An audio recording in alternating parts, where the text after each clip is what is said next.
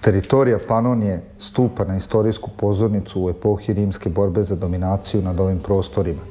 Rimski carevi su radi odbrane svojih posjeda duž reke Save i Dunava podigli čitav niz fortifikacijskih objekata. Ovaj odbrambeni lanac kao da je predodredio budući vojni karakter naselja koja će nastajati na ovom prostoru. Nakon završetka epohe seobe naroda, Panonsku ravnicu kompaktno su naseljavali Sloveni. U to vreme sveta braća Ćirilo i Metodije sa svojim učenicima širili su hrišćansku veru među panonskim Slovenima.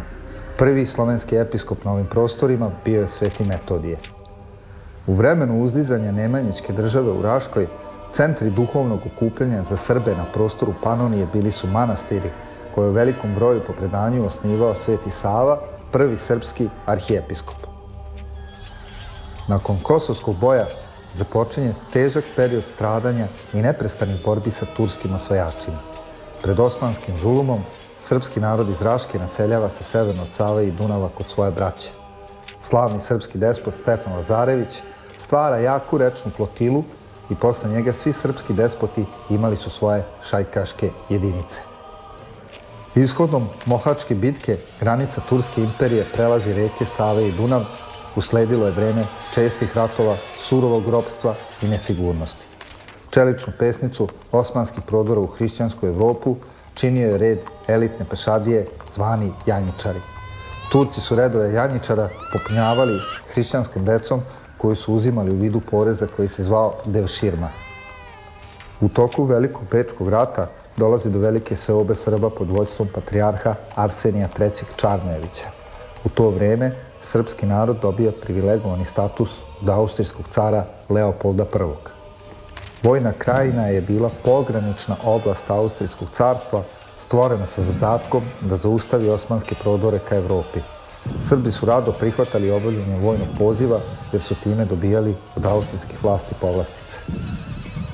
Pobjeda hrišćanske vojske kod Petrovaradina 5. avgusta 1716. godine predstavljala je istorijsku prekretnicu jer Turci više nikad neće uspjeti da povrate svoju vlast na teritorijum severno od Save i Dunava.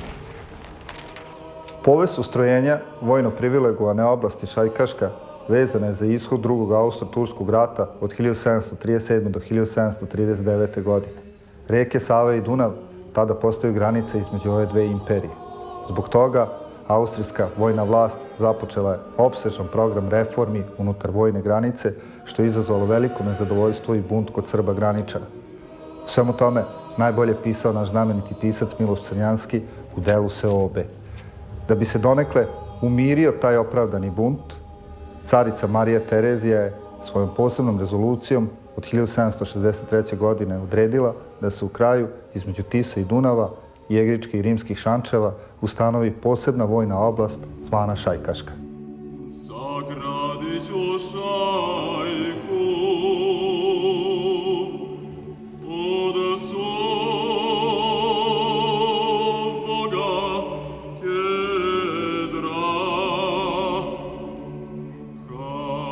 katarku ću od simsira i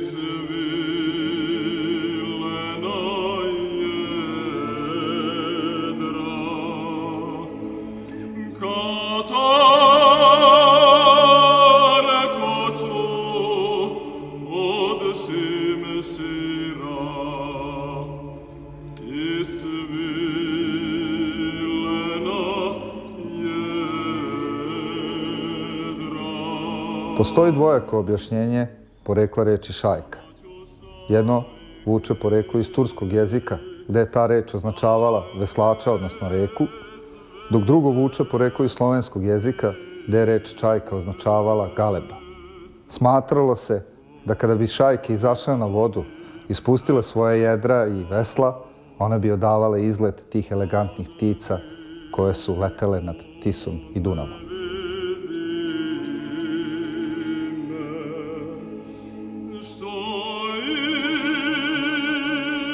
Šajkaši su bila vojna organizacija, ali su organizovani bili na principu zadruge. U suštini, kao što imam često običaj da kažem, bili su to prvi profesionalci u srednjem veku. Obavljali su službu isključivo na brodovima živjeli su na brodovima, živjeli su od brodova.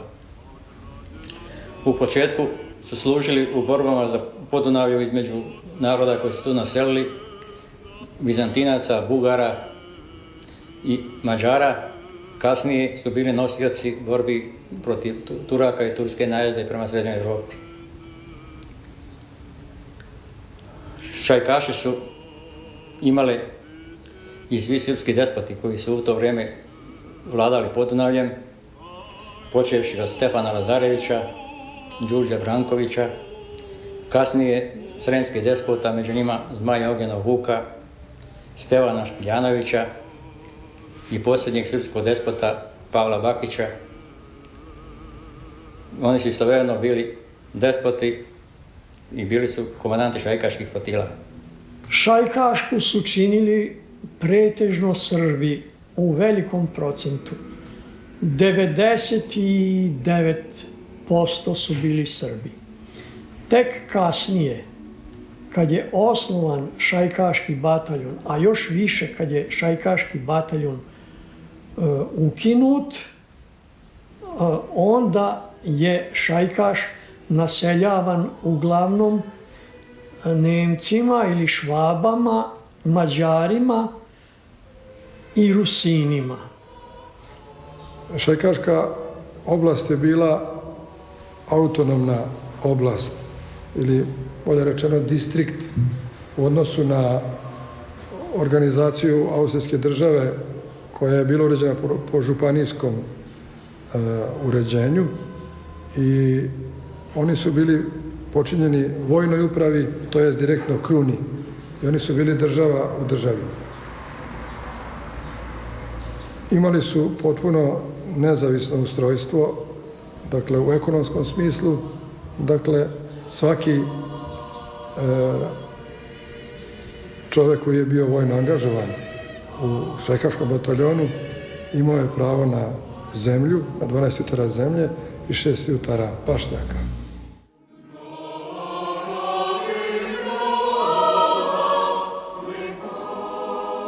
Komande su bile čak i na srpskom jeziku ovde od šajkaša, ali su, razume se, morali da znaju i nemački, pa i mađarski. Trebalo je da se zna, jer oficir nije mogao biti ako nije znao mađarski i nemački jezik. Dakle, pojedini Srbi iz šajkaškog kraja sticali su i činove vojne, a najviši čin, koliko se zna, imao je gospodinčanin Avram Đukić, koji se, pored vojne službe, posvetio i istoriji, odnosno njega je interesovala šajkaška i šajkaški bataljon i on je ostavio zapise o tome, vrlo značajne zapise. Prvobitna uniforma ljudstva šajkaškog bataljona bila je identična onoj koju su nosili vojnici Petrovaradinske pešačke regimente. U kasnijim decenijama uniforma je doživljavala transformaciju u skladu sa tendencijama koje su pratile austrijsku vojsku. Međutim, kroz sve te promene uvek je ostala jedna jedinstvena stvar, da je ona bila ugasito plave boje. Neki etnolozi smatraju da su stanovnici šajkaškog kraja tu ljubav prema toj ugasitoj plavoj boji poneli iz svog starog zavičaja iz Raške.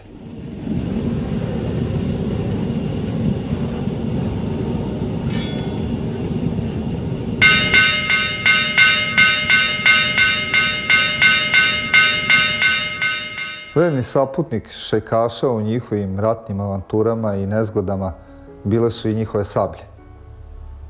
Pri formiranju šajkaškog bataljona ljudstvo je dobilo sablje tipa prima plana.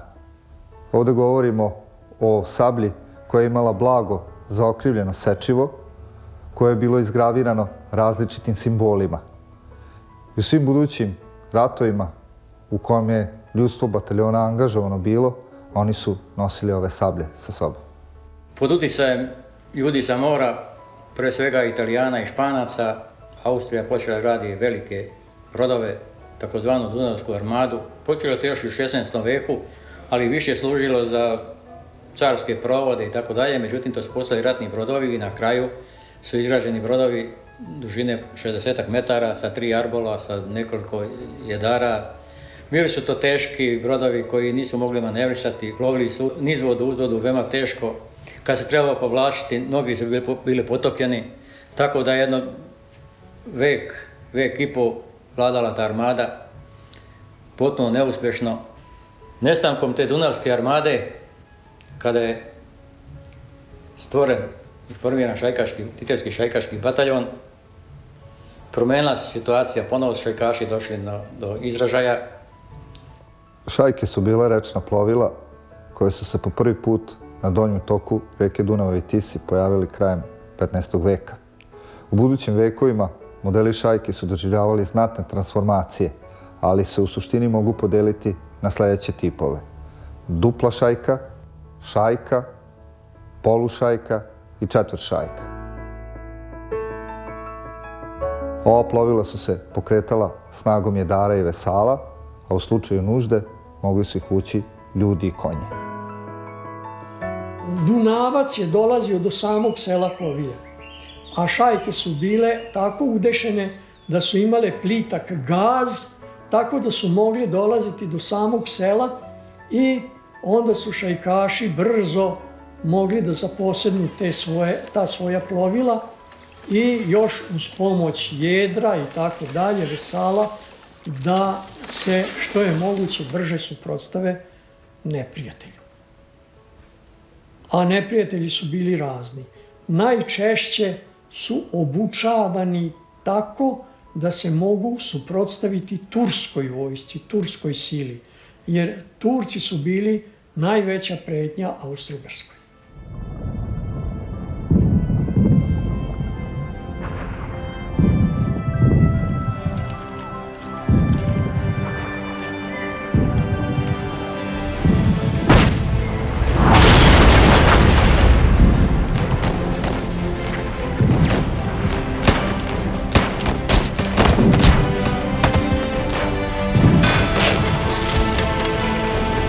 Šajkaši, juriš!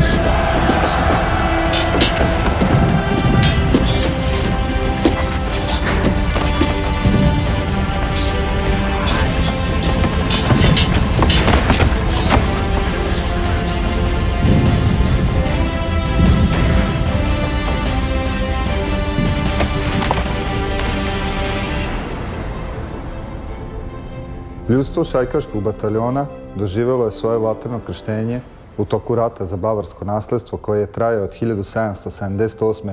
do 79. godine. Nakon mobilizacije, vojnici su upućeni u pravcu Češke, gde su dobili ratne zadatke. Obavljali su poslove transporta životnih namirnica, ljudstva i drugog ratnog materijala, a posebno su se istakli u izgradnji i postavljanju pontonskih mostova preko reke Elbe. Te zadatke su toliko uspešno obavljali da su radije korišćeni nego sami carski pioniri. Komandant šajkaša se zvao Kapetan. U početku je bio u nizvodnom delu Dunava, kasnije je bio u Komoranu i uglavnom zapovjedni su bili Srbi. Mnogi od njih su imali mađarska imena, kao što je Peherdvar i tako dalje, inače je Srbin. Poznati Vuk Stančić, poznato je dosta tih šajkaških kapetana. Bilo je tu činova i vojvoda i admirala, na mađarskom Vajda i zapovjedao jedinicama. Treći Austro-Turski rat u 18. veku počeo je 1787. godine. Ratna proklamacija dočekana sa velikim oduševljenjem u Šajkaškoj, jer se smatralo da je kucnuo čas za oslobođenje davno izgubljenog zavičaja, odnosno Raške. Primarni cilj austrijskih vojnih komandanata bio je zauzimanje Beograda, tog važnog pograničnog utvrđenja. Međutim, usled lošeg vremena i lošeg komandovanja, prva 3 napada su propala. Tek u septembru 1788. godine šajkaši su uspeli da naprave mostobran i omoguće prebacivanje austrijskih vojnika u zaleđe Beogradske tvrđave. U oktobru 1788. godine jedna od najvažnijih tvrđava u Osmanskom carstvu morala je da kapitulira i da se preda u ruke hrišćana. U daljem ratovanju šajkaši su učestvovali u oslobađanju Smedereva, Požarevca i Nove Oršave, ali usled teških političkih prilika koje su tada vladale u Austriji i zbog izbijanja velike francuske buržoaske revolucije, Austrija je morala da potpiše mir u Svištovu koji je predviđao povratak na stanje kako je bilo pre otpočinjanja ratnih operacija. Sava i Dunav i dalje su ostale granice između ove dve velike imperije. Francuska objava rata Austrije od aprila 1792. godine označila je početak velikog stradanja stanovništva Šajkaške. Niko tada nije mogao ni slutiti da će u sledećih 13 godina Evropa biti potresena velikim ratovima koji će doneti haos i uništavanje. Naravno, Šajkaši kao deo austrijske vojske bili su angažovani u svim ratovima u kojima je Austrija učestvovala protiv Napoleonove Francuske. Oni su savesno obavljali svoju dužnost na teritorijama današnjih država kao što su Mađarska, Poljska, Češka, Holandija, Nemačka, Francuska i Italija. Ta njihova žrtva nije bila uzaludna, niti je predstavljala bezuslovnu vernost prema Bečkom dvoru. Vojnici koji su napuštali svoja sela dobro su znali da od njihovog držanja zavisi i opstanak privilegovanog položaja koje je srpski narod imao u tom šarolikom Habsburškom carstvu.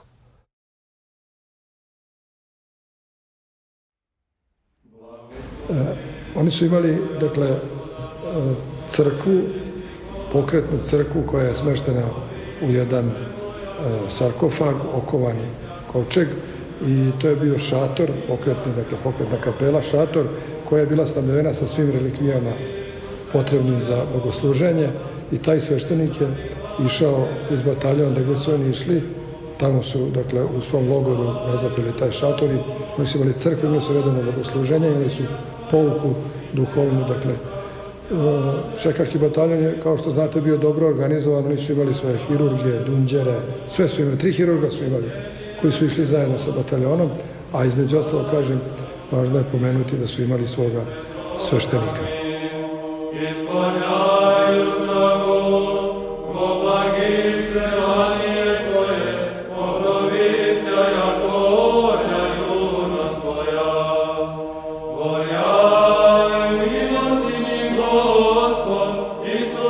Po predanju manastir je nastao u 13. veku i to kao svojevrsni simbol mira.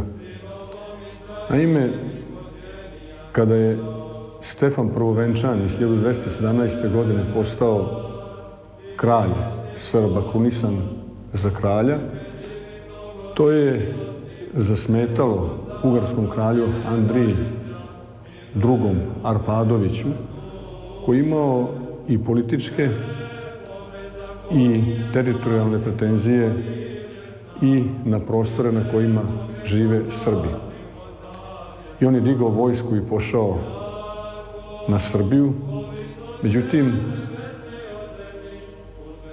Stefan Prvovenčani je svakako hteo da izbegne taj sukob i onda je angažovao svoga brata, Svetoga Savu, da se potrudi da se izbegne sukob.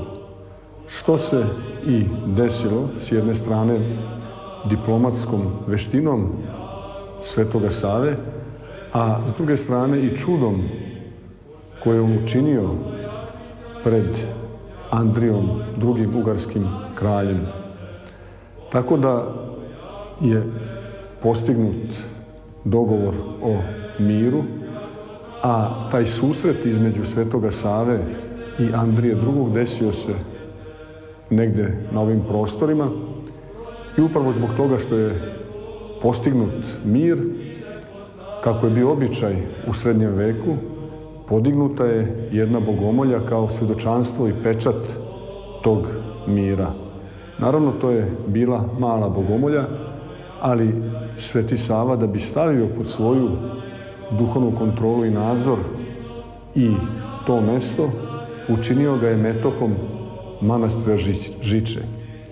To znači da je još u 13. veka ovo mesto počelo da funkcioniše kao manastir. Da, specifično je pomenuti da su seoske slave, dakle hramovne slave u mestima Šajkaške bila poseban doživljaj kada je čitavo selo bilo uključeno u proslavu, dakle sve te liturgije i onoga što se zbivalo oko samog hrama, i svaki domaćin je u svom domu priređivao čast za svoje goste. Tako da su sve kapije u selima bile otvorene i svi ljudi su, dakle, dolazili, gosti, dakle, i bili su dobro došli u svako doba toga dana, bili su počašćeni. Tada su se sklapala prijateljstva, brakovi, ljudi se upoznavali na tim slavama. Nakon završetka epohe Napoleonovih ratova usledio je period višedecenijskog mira. Rađale su se i rasle generacije u Šajkaškoj koje jesu živele po slovu strogog vojnog zakona i surove vojničke discipline, ali sam rat i njegove užase nisu iskusili. Kada su Evropom odjeknuli glasovi o proleću naroda u Parizu 1848. godine, niko nije mogao ni slutiti da će se samo nekoliko meseci kasnije avet rata nadviti nad Šajkaškom.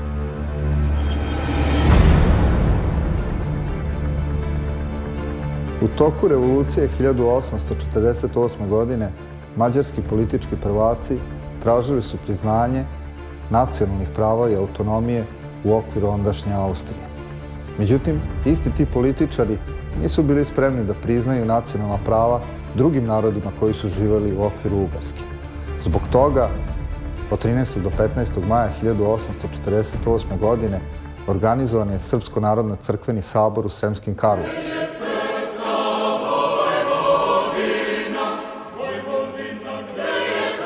Na Majskoj skupštini donete su sledeće dalekosežne odluke. Na prostoru Bačke, Baranje, Banata i Srema formirano je Vojvodstvo Srbija. Dotadašnji karlovački mitropolit Josif Rajačić postao je srpski patrijarh, a proslavljeni general Stefan Šupljikac postao je prvi vojvoda novoformiranog vojvodstva. Po otpočinjanju narodnog pokreta, Šajkaška je postala od neprocenjive važnosti za organizovanje srpske odbrane. To nije bilo samo zbog ljudstva koje je naviklo na teški vojnički poziv, već i zbog toga što su se u Šajkaškoj nalazila brojna skladišta oružja. Kneževina Srbija je snažno potpomogla pokret svoje braće severno od Save i Dunava. Ta pomoć se nije ogledala samo u slanju hiljade dobrovoljaca, već i u slanju svakog drugog potrebnog ratnog materijala. U našim krajevima je ostalo, znači, zabeleženo najviše sećanja upravo na te događaje iz 1848. godine i u narodu se to zvalo jednostavno Mađarska buna. Druge reči za nju uopšte nije bilo. Mi smo u školi učili u istorijskim čitankama da je to revolucija 1848. godine, ali ovde nju narod zvao tako. I svaka kuća je znala kako su se stvari odvijale. I mi smo zaista kao deca u školi saznavali neke stvari koje smo prvo u kući čuli, a to je da je ona delegacija otišla kod Lajoša Košuta i pitala ga šta će biti sa Srbima i da je Lajoš Košut rekao za vas nema mesta u Mađarskoj državi. I onda je počela buna.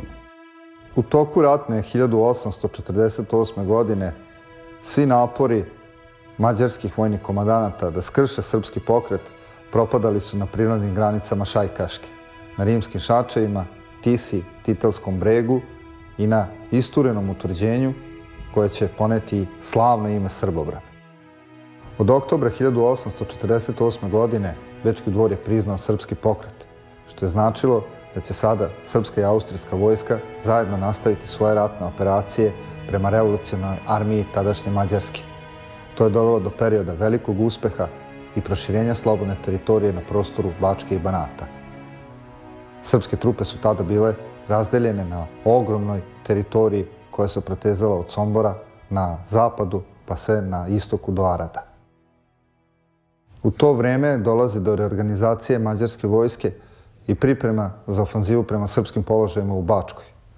Preokret na ratištu dolazi krajem februara 1849. godine kada su Austrijanci bili poraženi u boju kod Kapolne. To je značilo da inicijativa sada prelazi u ruke mađarskih vojnih komandanata. Na čelo ofanziva protiv srpskih položaja u Bačkoj stao je general Percel Mor, lično ambiciozan i veoma okrutan čovek. Jedno za drugim mesta u Šajkaškoj su padali, a vrhunac uspeha bio je pad Sentomaša, odnosno Srbobrana, simbola srpske odbrane u revoluciji 1848. godine. Usledio je stravičan pokolj i osveta Percelove vojske. Pretpostavlja se da je negde između 4 i 5 hiljada stanovnika Srbobrana, Turije i nadalje tada stradalo. Tada su vojnici Percela Mora zakoračili u Šajkašku.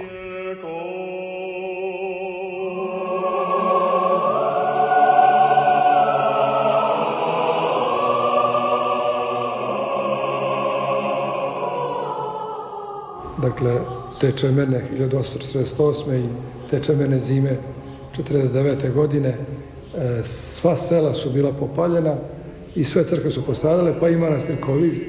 Monasi su izbegli preko u Srem, u sedište, dakle, komanda srpske vojske se nalazila u manastiru Kovilju i zbog toga je manastir bio popaljen do temelja.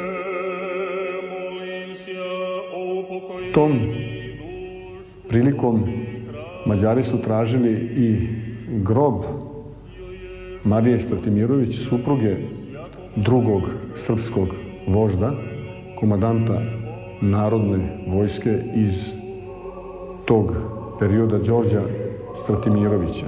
I tragajući za njenim kostima, oni su, Mađari, dakle, oskrnavili sve ostale grobove, kosti razbacali po porti i naravno odlazeći sva moguća blaga koja je manastir posjedovao, oni su odneli sa sobom.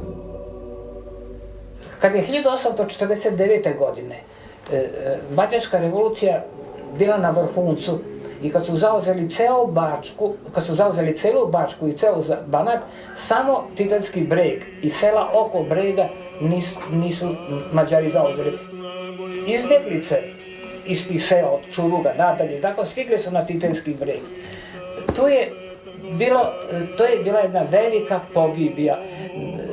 Najverovatnije su došle bolesti i umjerlo se dnevno po 30 do 40 ljudi je samo u Titelu sahranjivano dnevno. Toliko se otprilike sahranjivano i u Mošorinu. U tim odsudnim trenucima patrijarh Rajačić je bio primoran da pozove u pomoć generala Đorđa Stratimirovića i vojvodu Stevana Petrovića Knićanina i da im prepusti odbranu Šajkaške. Na Veliki petak, negde oko 1 sata posle ponoći, 13. aprila 1849. godine, srpske trupe stupile su u akciju. General Stratimirović poveo svoju vojsku iz pravca Mošorina preko nasipa koji je vodio ka Đurđevačkom drumu. Iznenadni napad doveo je do totalne konfuzije i povlačenja u mađarskim redovima. General Percel uspeo da reorganizuje svoju vojsku tek negde pred svitanje i krene u bezglavi juriš ka samom Mošorinu. Tu je naišao na jednu taktičku prepreku, a to je bio nasip, jedno suženje preko kog su nadirali, gde ih je dočekala sakrivena i dobro organizovana srpska artiljerija. Srpska artiljerija je dobila tu bitku i naterala na mnogostruko veću i jaču vojsku u bezglavo povlačenje. U jeku odvijanja ratnih operacija na prostoru Šajkaške 1849. godine dobrovoljci Šumadije od svoje sabraće po oružju poneli su i ovu kapu. Egzaktne podatke o poreklu tradicionalne srpske kape Šajkače pronalazimo u propisima o odevanju graničara Vojne krajine iz 1828. i 1840. godine. Naime, pored dotadašnje standardne opreme, po prvi put se javlja jedno novo pokrivalo glave koje se na nemačkom zvalo Lagermuce, odnosno logorska kapa. Ta logorska kapa predstavlja preteču lake pohodne kape koje danas koriste gotovo sve vojske u Evropi. Bitka kod Vilova, koja je, kao što smo rekli, strateški najznačajnija u istoriji srpskog naroda, jer je formacijski najbrojnija u istoriji Srba, je značajna za nas, ne samo po Šajkači, svakako, jer su braća naša iz Srbije sa juga, ovde iz Severnog Srpstva poneli tu našu nacionalnu kapu, ovde, koja je nastala, dakle, ovde u ovoj oblasti, i Šajkaške, je važna i po tome što je nakon te bitke i nakon primirja car austrijski, kasnije austrougarski, da kao nagradu Srbima dao autonomnu oblast Bačke Banata i Tamiškog Banata sa sedištem u Temišvaru, a ta oblast je oblast srpskog vojvodstva. Pošto je Srbija postala kao kneževina, onda Srbima na severu, dakle Srbima koji su bili pod Austro-Ugarskom carevinom, je data autonomna oblast Vojvodina. Tako da Vojvodina u tom kontekstu ima samo smisla da postoji kao srpska i tako i nastala.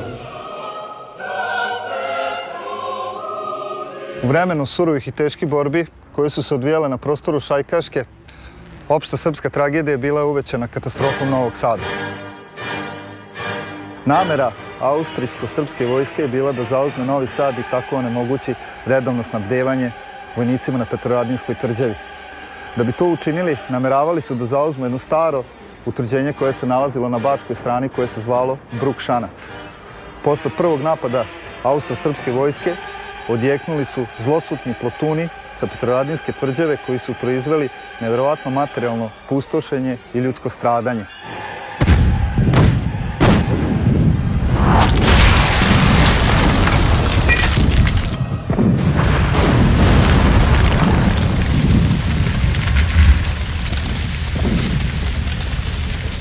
Od 2800 kuća koje su postojale u Novom Sadu pre bombardovanja, samo 800 je ostalo neoštećeno, a broj stanovnika se smanjio sa 20.000 na 7.000. Posle strahovite kanonade usledio je požar, a za požarom je stigla i osvetnička vojska koja je nemilosrdno pustošila i pljačkala grad.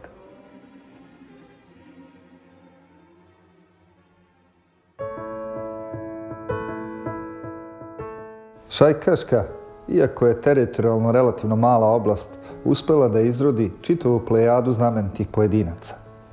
Gledajući aršinima vojne istorije, tu su se naročito istakli generali ruske armije Maksim i njegov posinak Simeon Zorić. Šajkašku slavu su naročito proneli Aron Stanisavljević, Timotej Živković i kapetan Antoni Antonović. U Narodnom pokretu 1848. godine posebno su se istakli Dimitrije Stejn, Jaša Dobanovački, Stevan Surdučki i harizmatični komandant Zaharije Jovanović Čiča. Među poslednjima svakako treba istaći generala Avrama Đukića, koji je pored svoje uspešne vojne službe zadužio kulturnu istoriju srpskog naroda kao jedan od najvrednijih spisatelja i istoriografa Šajkaškog kraja. Međutim, Šajkaška nije rađala samo hrabre vojnike. Iz nje su potekli i brojni kulturni poslanici. Jedan deo svog života u Šajkaškoj proveo je i prvi srpski istorik, arhimandrit Kovijskog manastira Jovan Rajić. Takođe, iz Šajkaške su poreklom i Avram Miletić, tvorac prve zbirke srpske građanske poezije, Dimitrije Avramović, začetnik realizma u srpskom slikarstvu, znameniti pisac i akademik Laza Kostić, narodni tribun i neosporni politički vođa srpskog naroda severno od Save i Dunava Svetozar Miletić, poznata spisateljica Isidora Sekulić i kompozitor Petar Konjović. Kada spomenemo ova imena, onda nam je jasno zašto je Šajkaška toliko značajna za istoriju srpskog naroda.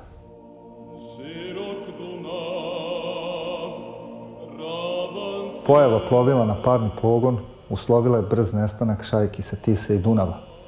Posebnom naredbom iz 1852. godine Šajkaški bataljon je prestrojen u Titelski graničarski pešadijski bataljon. Potomci nekada slavnih rečnih ratnika uspešno su obavljali svoje ratne zadatke kao pešadinci u svim ratovima koje je Austrija vodila protiv Pijemonta, Francuske i Pruske. Međutim, usled snažnog tehnološkog razvoja i jenjavanja osmanske opasnosti, institucija vojne krajine postala nepotrebna za Bečki dvor. To je značilo da će se čitav taj živi zid koji je branio hrišćansku Evropu od osmanske opasnosti, koji se prostirao od Banata pa do Dalmacije, privići na postojanje u jednoj sasvim drugačijoj realnosti. Šajkaška je trebala da bude razvojačena i da postane sastavni deo Kraljevine Ugarske.